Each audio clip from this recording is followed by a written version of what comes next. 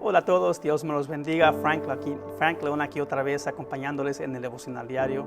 Siempre es una bendición el poder traer una palabra o poder ser usado por el Señor y acompañarles en la lectura bíblica que tenemos aquí en The Rock. Entonces, estamos hoy continuando con Marcos y el capítulo de hoy, Marcos 14, es un capítulo un poquito largo. Entonces, vamos a empezar inmediatamente. Pero antes de empezar, como siempre, ahí donde estás, te invito a que inclines tu rostro e invitemos la presencia de Dios para que sea Él el que nos lee y nos ministra su palabra. Amado Padre, te damos gracias por tu palabra, Señor. Gracias por esta mañana tan preciosa, Señor. Te pedimos que en este momento tomes esta palabra y la personalices para cada persona que está escuchando y leyendo, Señor. Para que tú sigas derramando tu espíritu de sabiduría y de revelación en el conocimiento de ti. Para que tú sigas alumbrando los ojos de nuestro entendimiento, Señor. Para que nosotros, como tus hijos, sigamos creciendo y madurando en la luz de tu palabra y en la luz de tu verdad. Te lo pedimos y lo recibimos en el nombre de Jesús. Amén. Bueno, mi amado hermano y hermana, ahí donde estás, abre tu Biblia, prepara tu cafecito o pon tu cafecito a un lado y empecemos. Marcos capítulo 14, versículo 1. Dice la palabra: 2 días después era la Pascua y la fiesta de los panes sin levadura, y buscaban los principales sacerdotes y los escribas cómo prenderle por engaño y matarle, y decían: no durante la fiesta, para que no se haga alboroto del pueblo. Inmediatamente aquí podemos ver la malicia del corazón de estos fariseos, de estos líderes religiosos. Ven, ellos no tienen ninguna razón válida, ninguna razón justificable para arrestarlo, pero por engaño lo quieren arrestar, y no solamente lo quieren arrestar, lo quieren matar. Por puro engaño, por pura envidia, podemos decir. Ya más tarde, en lectura, en capítulos más tarde vamos a ver. Entonces, continuando, versículo 12. Pero estando él en Betania, en casa de Simón el leproso, Estando él en Betania, en casa de Simón el leproso. Recuerden que en ese entonces un leproso se suponía estaba en cuarentena, los tenían aislados y no podías estar en su casa porque la lepra era súper contagiosa. Aquí dice muy casual la palabra, dice: pero estando él en Betania, en casa de Simón el leproso, como si nada. Bueno, en casa de Simón el leproso, y sentado a la mesa, vino una mujer con un vaso de alabastro de perfume de nardo puro de mucho precio, y quebrando el vaso de alabastro, se lo derramó sobre su cabeza. Y hubo algunos que se enojaron dentro de sí, y dijeron: ¿para qué se ha hecho este desperdicio de perfume? Porque podía haberse vendido por más de 300 denarios y haberse dado a los pobres, y murmuraban contra ella. Rápidamente aquí quiero señalar 3 cositas que me resaltan. Primero que todo, esta mujer derramó un perfume súper caro. Dice aquí 300 denarios. Cuando tomamos en cuenta las finanzas de aquel entonces, 300 denarios, muchos eruditos han dicho esto, era un valor de un sueldo de todo un año, para que tengan una idea de lo caro que era este perfume. Primero, es lo que hizo esta señora. Segundo, ella lo derramó todo. Eso me muestra a mí una cosa muy sencilla. Estoy viendo aquí una devoción completa, una devoción total. Ella no dejó nada de reserva. Vino a su manera, y derramó este perfume sobre la cabeza de Jesús, ungiéndole. Eso para mí muestra un corazón que viene y derrama.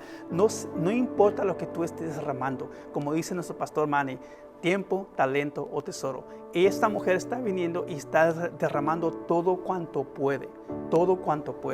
Y algo también, la tercera cosa que aquí me parece un poco sorprendente, es que sus mismos discípulos no lo ven como una devoción, lo ven como un desperdicio. Y esto es un poco sorprendente, que los discípulos, los que están caminando con Jesús, ven esta devoción total de una mujer que no se conoce como un desperdicio. Es una devoción total esta mujer, pero es un desperdicio para ellos. Entonces Jesús aquí los reprende básicamente y los lecciona. Veremos lo que dice Jesús. Versículo 6 dice: pero Jesús les dijo: dejadla, ¿por qué la molestáis? Buena obra me ha hecho. Siempre tendréis a los pobres con vosotros, y cuando queráis les podréis hacer bien, pero a mí no siempre me tendréis. Esta ha hecho lo que podía, porque se ha anticipado a ungir mi cuerpo para la sepultura. De cierto os digo que donde quiera que se predique este evangelio, en todo el mundo también se contará lo que ésta ha hecho, para memoria de ella. Qué tremenda honra Jesús le da a esta mujer. Porque hasta hoy en día, más de 2000 años después, estamos hablando en memoria de ella, de esta mujer. Esta mujer vino, ella le dio una tremenda honra a Jesús al derramar ese perfume tan caro, y no solamente poquito, lo derramó por completo sobre su cabeza, ungiendo a Jesús. Y por esa honra que ella le dio a Jesús, Jesús ahora le da honra a ella. Donde quiera que se comparta este evangelio, se va a leer de este acontecimiento, de esta historia. ¿Y va a ser para qué? Para memoria de ella. Qué tremenda honra Jesús le da a esta mujer. Un acto que a primera vista parece como un acto simple, un acto sencillo, pero que en verdad fue un acto muy profundo. Y es por eso que Jesús le reconoce y le da esta honra. Sigamos. Versículo 10. Entonces Judas Iscariote, uno de los 12, fue a los principales sacerdotes para entregárselo. Ellos, al oírlo, se alegraron y prometieron darle dinero. Y Judas buscaba oportunidad para entregarle. El primer día de la fiesta, versículo 12, el primer día de la fiesta de los panes sin levadura, cuando sacrificaban el cordero de la Pascua, sus discípulos le dijeron: ¿Dónde quieres que vayamos a preparar para que comas la Pascua? Y envió 2 de sus discípulos y les dijo: id a la ciudad, y os saldrá al encuentro un hombre que lleva un cántaro de agua. Seguidle, y donde entrare, decid al señor de la casa: el maestro dice, ¿dónde está el aposento donde he de comer la Pascua con mis discípulos? Y él os mostrará un gran aposento alto ya dispuesto. Preparad para nosotros allí. Fueron sus discípulos y entraron en la ciudad, y hallaron como les había dicho, y prepararon la Pascua. Y cuando llegó la noche, vino él con los 12. Y cuando se sentaron a la mesa, mientras comían, dijo Jesús: de cierto os digo que uno de vosotros que come conmigo me va a entregar. Voy a pasar aquí rápidamente. Algo que siempre me ha fascinado de este pasaje que acabamos de leer es cómo Jesús les da una instrucción: que vayan a un lugar, ahí van a encontrar a un hombre, díganle que el maestro necesita este aposento. Esto me da 2 cosas. Cuando a veces el Señor nos habla, lo que a veces nosotros no nos damos cuenta es que el Señor ya ha preparado el terreno para la instrucción que Él nos ha dado. Aquí Jesús le dio una instrucción a estos discípulos.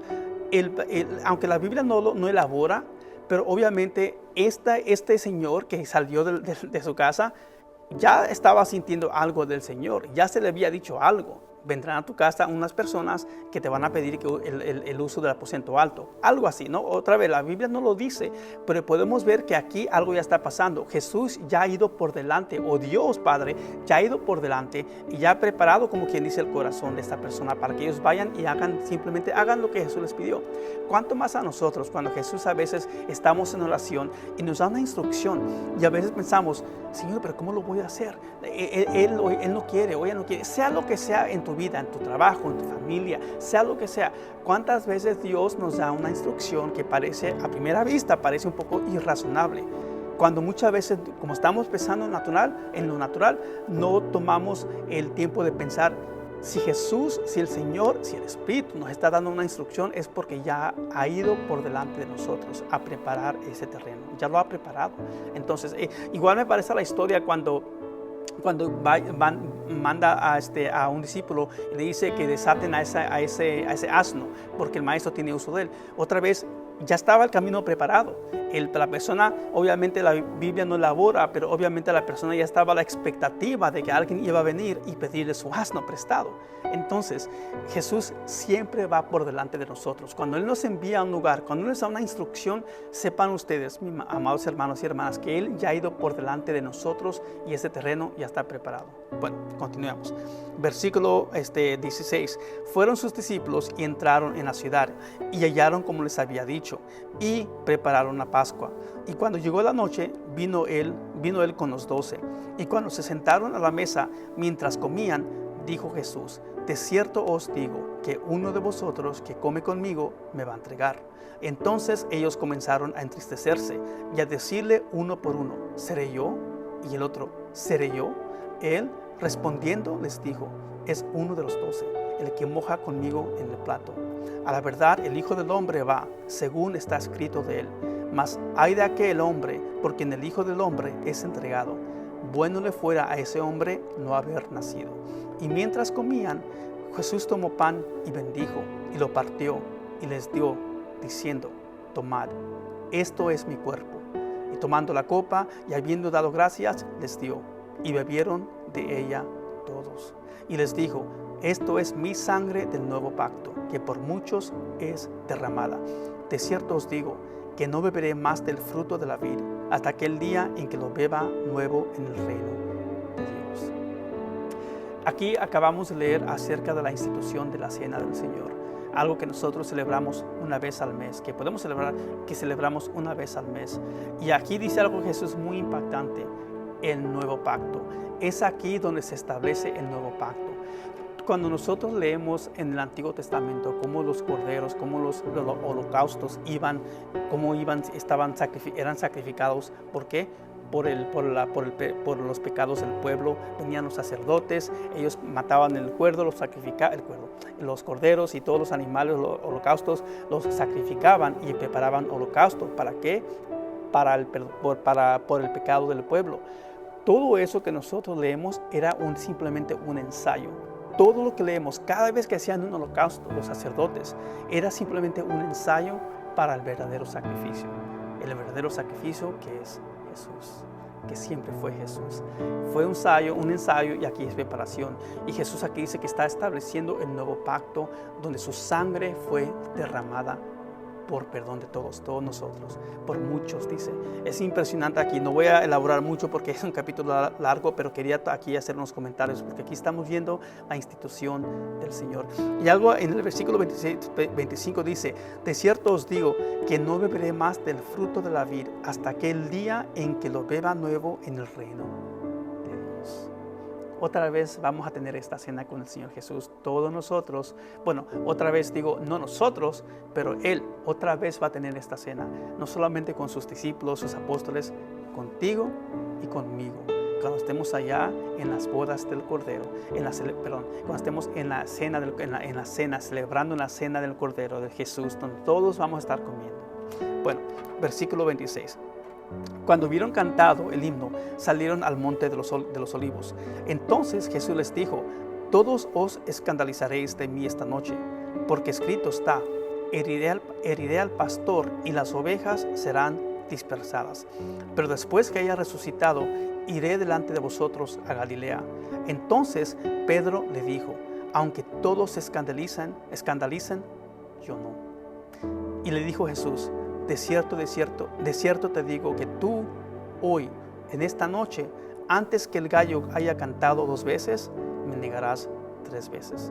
Mas él con mayor insistencia decía, si me fuere necesario morir contigo, no te negaré. También todos decían lo mismo. ¿Sabes, mi amado hermano y hermana? Es fácil hablar, no es tan fácil hacer. Es fácil en un momento de pasión, en un momento donde sentimos el ardor de nuestra fe, el ardor de la palabra. Es bueno declarar, profetizar, vocalizar lo que creemos, lo que queremos hacer. Pero recuerda siempre algo. Una cosa es tener fe por el momento, otra cosa es tener fe para el proceso. A veces nosotros, yo puedo ver aquí algo donde yo personalmente lo tomo, donde yo puedo un día decir, Señor, voy a hacer esto, tal y tal y tal, en un momento apasionado, y cuando ya llega el momento de la verdad, el momento de actuar, a veces, ¿qué pasa? Flaqueamos. No lo hacemos conforme declaramos que lo íbamos a hacer, a veces lo hacemos, el punto es que es fácil hablar y declarar. Otra cosa es hacer lo que uno declara. Entonces creo que aquí hay un principio aquí para todos nosotros. Cuando nosotros hacemos promesas a Dios o declaramos que vamos a hacer algo, tenemos que tener en mente si en verdad lo estamos haciendo, lo estamos diciendo por decir, o si en verdad vamos a hacer lo que estamos diciendo que vamos a hacer. Bueno, versículo 32. Vinieron pues a un lugar que se llama Getsemaní, y dijo a sus discípulos, sentaos aquí, entre tanto que yo oro. Y tomó consigo a Pedro, a Jacobo y a Juan, y comenzó a entristecerse y a angustiarse, y les dijo, mi alma está muy triste hasta la muerte, quedaos aquí y velad. Yéndose un poco adelante, se postró en tierra, y oró que si fuese posible, pasase de él aquella hora. Y decía, Abba, Padre, todas las cosas son posibles para ti. Aparta de mí esta copa, mas no lo que yo quiero, sino lo que tú. No hay ninguna otra escritura en todos los evangelios que leemos, en todos los libros de la Biblia que leemos, más que en los evangelios donde relatan este momento de Jesús, en su momento donde es su mera humanidad, un hombre hecho como nosotros. Aquí podemos ver un momento tan profundo, un corazón tan desnudo de Jesús, donde Él viene al Padre y se está sintiendo temor, angustia por lo que está por pasar. Y vean aquí algo muy interesante. Para todos ustedes que han tomado nuestro discipulado, que es nivel 1, se van a acordar. Aquí estamos viendo algo muy, muy interesante. Vean lo que dice, a ver si lo pueden captar. El versículo 36. Jesús postrado dice, Abba, Padre, todas las cosas son posibles para ti.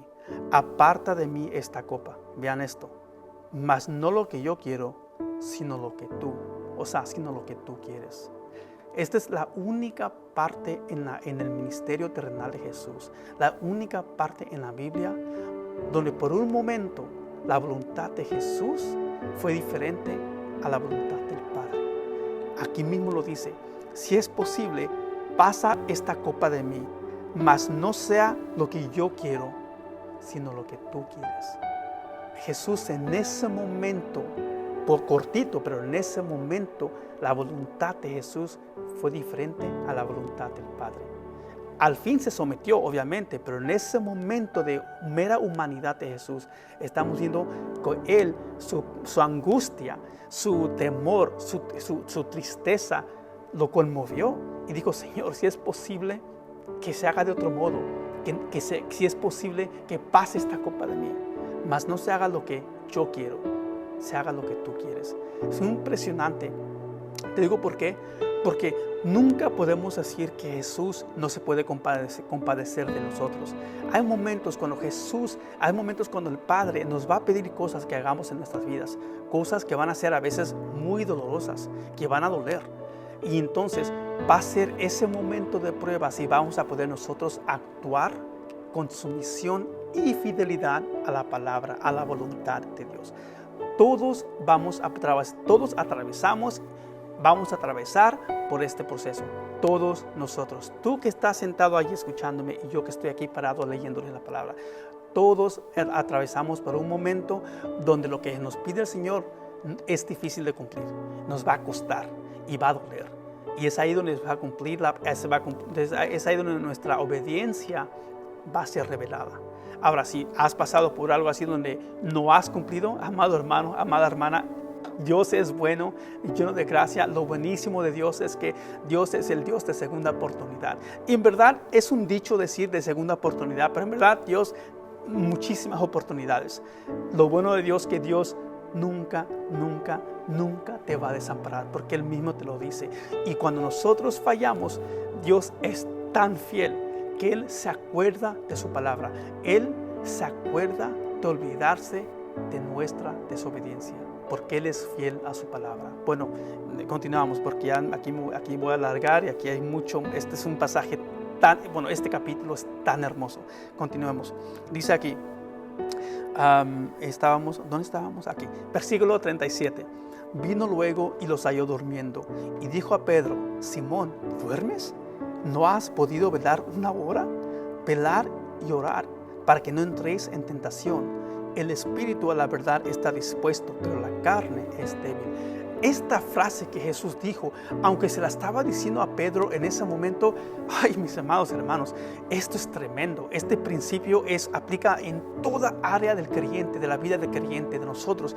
Velar y orar, estar al tanto y orar, estar intimando con Dios, conectado con Dios, para que no entréis en tentación, sea cual sea la tentación. Es la oración, mis amados hermanos, que nos fortalece para evitar la tentación. Si no hay oración en nuestra vida, habrá tentación en nuestra vida. Y si hay tentación en nuestra vida, habrá caídas. ¿Por qué? Porque no estamos orando, no estamos pegados al Padre, no estamos aferrándonos al Padre. Nosotros por nuestra propia cuenta no tenemos la fuerza para aguantar tentación. Sea cual sea esta, no tenemos la fuerza. Pero con Dios Todo podemos en Cristo que nos fortalece. Con Dios todo podemos. Entonces, velar y orar para que no entréis en tentación. El espíritu a la verdad está dispuesto, pero la carne es débil. ¿No te ha pasado que estás tú luchando con algún pecado? Puede ser un pecado pequeño, algo. Y tu espíritu duele y Señor, yo no quiero esto en mi vida. Ayúdame, Señor. Pero la carne constantemente está cayendo, sea cual sea. En tu espíritu tú sabes que estás mal, estás clamando a Dios, estás buscando de Dios, te conmueves, se te quiebra el corazón, lloras y clamas a Dios, pero ¿qué pasa? Seguimos cayendo. No voy a decir sigues, porque todos nosotros caemos, todos nosotros somos pecadores redimidos, gloria a Dios, pero sin embargo tenemos estas tentaciones y estas caídas y recaídas. Entonces tenemos nosotros que estar constantemente pegados al Señor, porque el espíritu quiere, pero la carne es fuerte. Dice la carne es débil, pero lo que pasa es que también es débil porque la tentación es fuerte, es demasiado fuerte para la carne, para que la carne pueda aguantar, y la carne no puede aguantar, no puede aguantar. Es por eso que nosotros orar, velar y orar para que no caigamos en tentación. Bueno, versículo 38 otra vez, velar y orar para que no entréis en tentación. El espíritu a la verdad está dispuesto, pero la carne es débil. Otra vez fue y oró, diciendo las mismas palabras. Al volver, otra vez los halló durmiendo. Interesante, otra vez fue, vean lo que dice el versículo 39, otra vez fue y oró, diciendo las mismas palabras. ¿Qué dijo otra vez? Padre, si es posible que pase esta copa de mí, pero que no se haga lo que yo quiero, que se haga lo que tú quieras. Otra vez, estamos en aquí algo muy profundo de Jesús. Al volver otra vez los halló durmiendo, porque los ojos de ellos estaban cargados de sueño y no sabían qué responderle. Vino la tercera vez y les dijo: dormid ya y descansar. Basta, la hora ha venido. He aquí el Hijo del Hombre es entregado en manos de los pecadores. Levantaos, vamos, he aquí se acerca el que me entrega. Ya venía rumbo Judas Iscariote con todos los fariseos, los líderes religiosos. Versículo 43. Yo les iba a leer el encabezado. Versículo 43. Luego, hablando él aún, vino Judas, que era uno de los 12, y con él mucha gente con espadas y palos, de parte de los principales sacerdotes y de los escribas y de los ancianos. Y el que le entregaba les había dado señal, diciendo: al que yo besare, ese es. Al que yo besaré, ese es. Prendedle y llevadle con seguridad. Cuando vino, se acercó luego a él y le dijo: Maestro, Maestro, y le besó. Entonces ellos le echaron mano y le prendieron. Pero uno de los que estaban allí, sacando la espada, hirió al siervo del sumo sacerdote, cortándole la oreja. Ahora, aquí y vamos a leer esto un poco más tarde, pero esta versión de Marcos es la versión más condensada de este acontecimiento. Cuando lees Lucas o Mateo, te dice que el que le cortó la cabeza era Pedro. Él fue el apóstol Pedro, fue el que le cortó la oreja, perdón. El que le cortó la oreja al Señor era el apóstol Pedro. Otra vez, este relato evangélico es uno de los más condensados, por eso no entra mucho en detalle, pero quería señalar eso.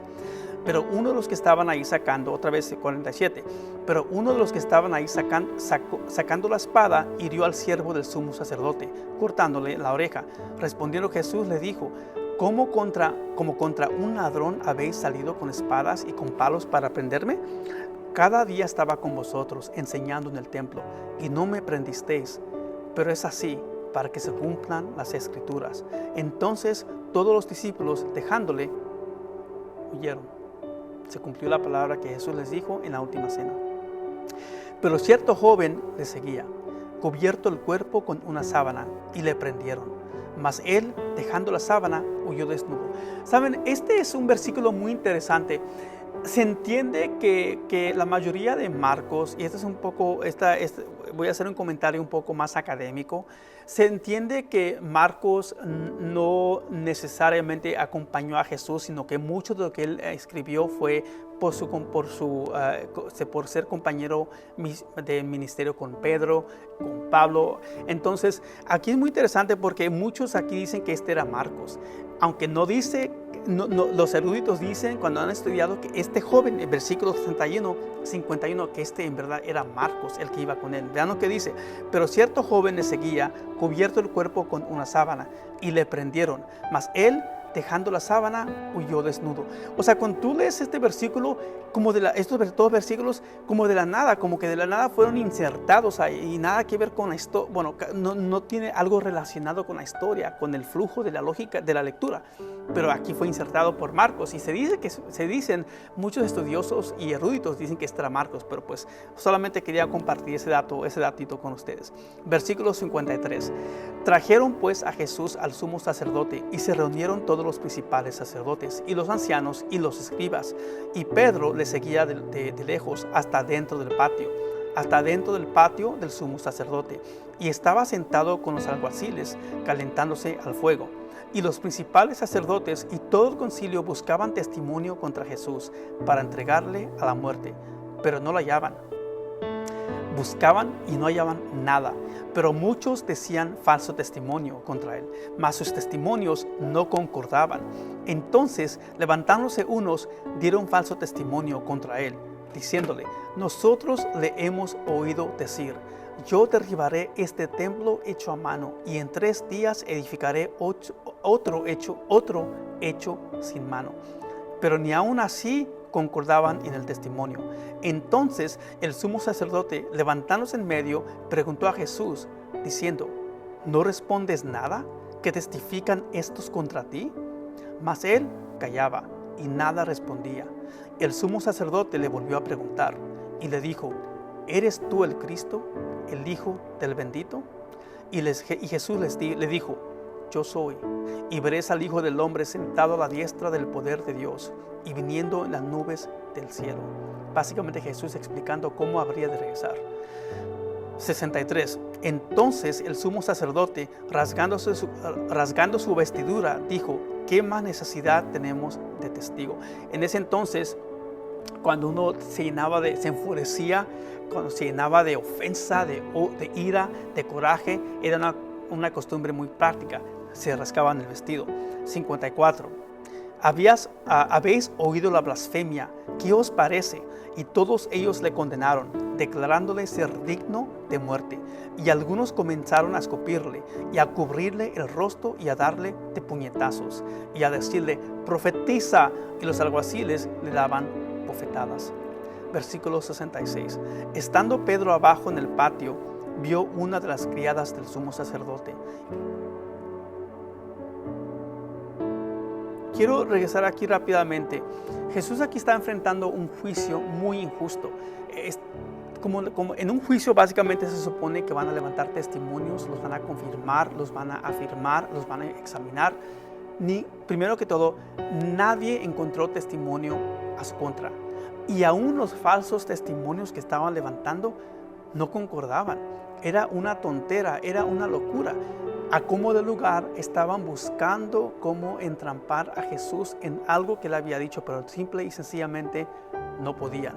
Entonces, ¿qué hicieron? Se maquinaron algo, dijeron: Jesús dijo esto, lo malinterpretaron porque Jesús sí dijo que el templo habría de ser derribado y en 3 días iba a ser reedificado. Pero él no hablaba del templo físico, estaba hablando en términos espirituales. El templo que iba a ser resucitado era Jesús, su cuerpo. Entonces, ellos tomaron esto, lo mal aplicaron, malinterpretaron lo que él dijo y con eso usaron para enjuiciarlo. Lo mismo pasa con nosotros como creyentes. Toman la palabra, los incrédulos, los burladores, toman la palabra de Dios, toman algún versículo del Antiguo Testamento o del Nuevo Testamento, lo toman, lo encuadran, lo acomodan para su conveniencia y luego lo mal representan. Y ves, dice la Biblia esto, dice la Biblia aquello. Es lo que hacen, lo mismo que están haciendo aquí, lo mismo que hicieron con Cristo. El mundo sigue haciendo con el cuerpo de Cristo. Toman la palabra de Dios, toman algo que dijo un pastor, un líder, un creyente y lo mal aplican, lo malinterpretan. ¿Por qué? porque no tienen testimonio, no tienen cosas que decir, se inventan maquinaciones, engaños. Entonces es la única manera que aquí pudieron atrapar a Jesús. Continuamos. Versículo 66. Estando Pedro abajo en el patio, vino una de las criadas del sumo sacerdote, y cuando vio a Pedro que se calentaba, mirándole dijo: tú también estabas con Jesús el Nazareno. Mas él negó diciendo: no le conozco, ni sé lo que dices. Y salió a la entrada y cantó el gallo, tal como Jesús dijo. Y la criada, viéndole otra vez, comenzó a decir a los que estaban allí: ellos. Pero él negó otra vez. Versículo 69. Y la criada, viéndole otra vez, comenzó a decir a los que estaban allí: ellos. Pero él negó otra vez. Y poco después los que estaban allí dijeron otra vez a Pedro: verdaderamente tú eres de ellos, porque eres Galileo, y tu manera de hablar es semejante a la de ellos. Entonces él comenzó a maldecir y a jurar: no conozco a este hombre de quien habláis. Y el gallo cantó la segunda vez. Entonces Pedro se acordó de las palabras que Jesús le había dicho: antes que el gallo cante 2 veces, me negarás 3 veces. Y pensando en esto, lloraba. 2 cosas. Una de las razones por las cuales ellos decían que Pedro era uno de los seguidores de Jesús era por su manera de hablar. Cuando tú eres un creyente, tu manera de hablar refleja el reino de Dios. Cuando andamos en el mundo, hablamos como el mundo: malas palabras, bromas inadecuadas, cosas muy malas. Pero cuando estamos en el Señor, nuestro habla cambia y se presenta y refleja el reino de Dios. Algo rápido que quiero compartir contigo. En mi trabajo, como se han de imaginar, la mayoría, todos básicamente son personas incrédulas, no creen o no son creyentes. Y claro, su manera de hablar es muy mundana, cosas muy fuertes, muy inadecuadas.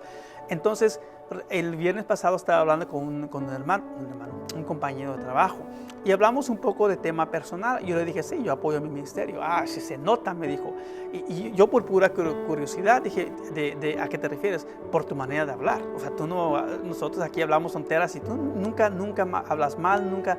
Bueno, el punto de todo esto no es para vanagloriarme, sino que así como él pudo reconocer que yo era diferente por mi manera de hablar. Igual todos nosotros, amados hermanos, en tu trabajo, donde estás, en la escuela, donde quiera que estés, la gente puede ver que somos diferentes. No porque somos especiales, porque hemos sido transformados por la preciosísima palabra de Dios, porque Jesús está en nosotros, porque el Espíritu Santo está en nosotros. Y cuando nosotros hablamos, nuestro diario hablar refleja quiénes somos y refleja a quién representamos. Y es por eso que la gente lo puede ver, la gente lo puede reconocer. Cuando alguien te diga: no, luego se nota que tú eres un cristiano, tómalo como algo en ti, diciendo: Señor, gracias mi amado Señor, que la gente puede ver el testimonio en mi solo hablar, ni siquiera de predicar el evangelio, aunque hay que hacerlo, pero en nuestro diario hablar, nuestro testimonio se manifiesta, se ve. Gloria a Dios por eso. Bueno, mi amado hermano, Dios te bendiga. Gracias otra vez. Y hermana, por cierto, Dios te bendiga. Gracias otra vez por acompañarnos en este devocional diario. Espero que Dios te haya ministrado como siempre me ministra a mí. Que tengas una semana, un día bendecido, y Dios te bendiga. Y te invito a que nos acompañes otra vez mañana a la misma hora leyendo la palabra de Dios. Dios te bendiga.